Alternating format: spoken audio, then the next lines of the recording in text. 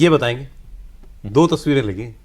नहीं देखिए, खड़गे जी और राहुल जी हर चीज में इन्वॉल्व नहीं हो सकते, बट किस चीज में छोटी छोटी involved चीजें, बट हरियाणा चुनाव, महाराष्ट्र चुनाव, छोटी छोटी चीजें, इसमें क्या इन्वॉल्व नहीं, होगा? नहीं, आप कह रहे हो हरियाणा के लिए मत पूछो राहुल गांधी जी को, फिर क्यों ना पूछो भाई? बट जो एक आदमी, बाकी के लोग हैं, ये मैंडेट किसने दिया भूपेंद्र हुड्डा को कि 90 में से 70 टिकट आपके मर्जी के बटेंगे, आप हर जगह ये प्रचार होगा कि आप मुख्यमंत्री बन रहे हो, ये किसने दिया उनको? अब जो टिकट कमेटी के इंचार्ज थे, मैं नहीं जानता कौन था, लेकिन जो भी इंचार्ज थे उनसे ही सवाल पूछना चाहिए। हुड्डा साहब तो मांगेंगे टिकट, अजय यादव जी आपके शो में कल थे, वे भी मांगेंगे टिकट, कुमारी शैलजा जी भी मांगेगी, सुरजेवाला जी भी मांगेंगे। कुमारी शैलजा को टिकट नहीं मिले, सुरजेवाला को टिकट नहीं मिले, बैलेंस करना कैप्टन अजय चाहिए, यादव को टिकट नहीं मिले, बैलेंस करना चाहिए। तो ये तो राहुल जी को पता होगा और ना, वो खास लोग तो करके खुल के कह रहे थे। लीडरशिप को आपको बैलेंस, दलित और ओबीसी लीडरशिप को बैलेंस करना ही होगा और मुसलमान लीडरशिप को आगे करना ही होगा। अब आप देखिए शांतनु भाई, आप इस बात से इत्तेफाक रखोगे, संजय राउत जी अटैक कर रहे कांग्रेस को, पूरा लेख छपाया, पूरा लेख आज छपा, कल छपा सामना में, सॉरी।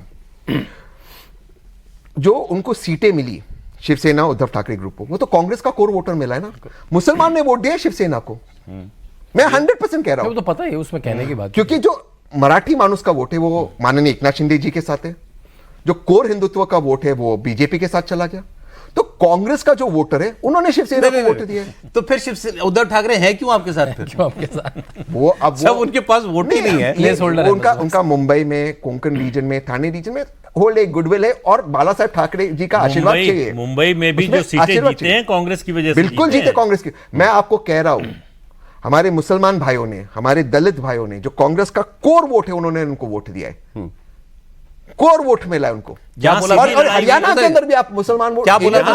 सर्च मिला है शिंदे कांग्रेस। और ठाकरे की सीधी लड़ाई हुई है, वहां जो है एकनाथ शिंदे की सक्सेस रेट ज्यादा, सक्सेस रेट। भाई संजय निरुपम ने पार्टी छोड़ते हुए क्या बोला? कांग्रेस पार्टी ने घुटने टेक दिए उद्धव ठाकरे के सामने, ये बोला था, ये शब्द थे उनके। केसी वेणुगोपाल जी के लिए क्या बोला था कि भाई बोलते दिल्ली में सुनवाई नहीं है, राहुल जी तक हम पहुंच नहीं सकते, प्रियंका जी तक हम पहुंच नहीं सकते, केसी वेणुगोपाल जी को हिंदी आती नहीं, हमें उनकी अंग्रेजी समझ आती नहीं, किससे बात करें? है ये पोजीशन, ये सिचुएशन है पार्टी में कि नहीं?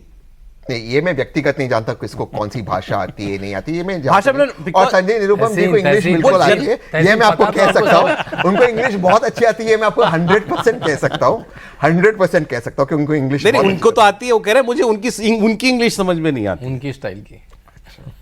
नहीं, संजय निरुपम जी वैसे बड़े लीडर है, मुझे पूरा यकीन है कि उनको हर चीज समझ में आती है, लेकिन बात व्यक्तिगत नहीं है। बात क्या है कि कहीं ना कहीं इसको रोकना होगा और पार्टी को देखनी होगी, पार्टी को देखना होगा इस चीज को। ये योगेंद्र यादव जी को ने पता है क्या कहा था इलेक्शन में?